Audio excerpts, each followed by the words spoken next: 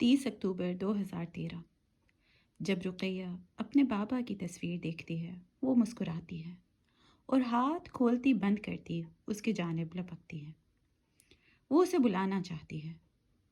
اس وقت جب میرا دل اپنے ننھے فرشتے کے لیے پھٹنے والا ہوتا ہے، میں یاد کرتی ہوں کہ اللہ سبحانہ تعالیٰ نے فرمایا ہے، شاید تم کسی چیز کو برا جانو اور اسی میں تمہارے لیے خیر ہو، اور کیا خبر تم کسی چیز کی محبت رکھو اور اس میں تمہارے لیے شر ہو، اور اللہ جانتا ہے جب کہ تم نہیں جانتے۔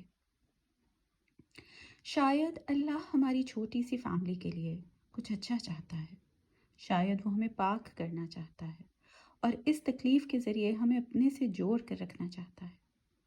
شاید جب رقیہ بڑی ہو جائے تو میں اسے بتا سکوں کہ اس تکلیف کی وجہ سے میرا دل اس دنیا سے کٹ گیا، اور اللہ کے نزدیک گھر پانے کے لیے ہمیں بس اور زیادہ اور شدت سے محنت کرنی ہے۔